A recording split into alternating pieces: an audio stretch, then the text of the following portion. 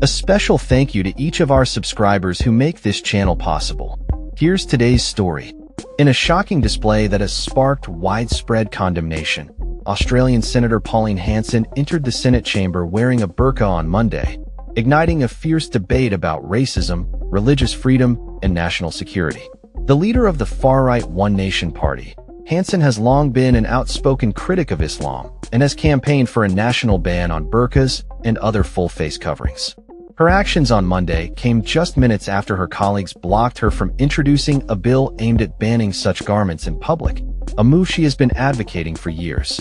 As she walked into the chamber clad in the black burqa, immediate outrage erupted among her fellow senators.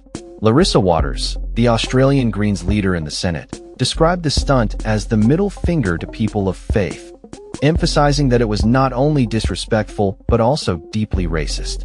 Foreign Minister Penny Wong echoed these sentiments, condemning Hanson's actions as disrespectful and reminding her colleagues that they represent people of all backgrounds and faiths. Hanson's refusal to remove the burqa led to the suspension of Senate proceedings, marking a significant moment in Australian politics. This is not the first time Hanson has used the burqa as a prop. In 2017, she donned the garment in a similar protest, claiming it posed security risks and was linked to terrorism.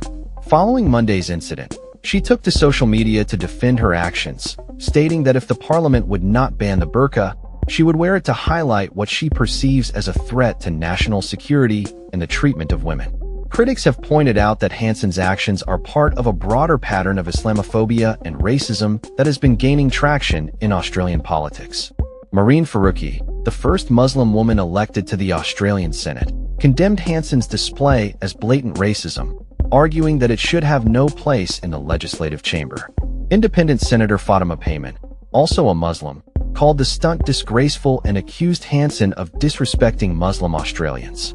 The One Nation Party, which has seen a rise in support amid the current political climate, has capitalized on fears surrounding immigration and national security.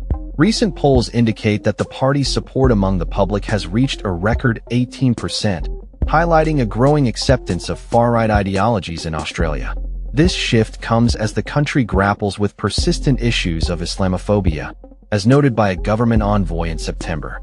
Hanson's provocative actions have reignited discussions about the place of multiculturalism and religious expression in Australia. Critics argue that her tactics not only alienate Muslim communities, but also undermine the values of inclusivity and respect that are foundational to Australian society. Supporters of Hanson, however, claim that her actions are a necessary wake-up call to the perceived dangers of radical Islam. As the fallout from this incident continues, lawmakers are left to grapple with the implications of Hanson's actions on Australia's political landscape and the ongoing challenges of addressing racism and discrimination. With tensions running high, the Senate is now tasked with finding a way to move forward while also addressing the underlying issues that have been brought to the forefront by this controversial display. That's all for this story.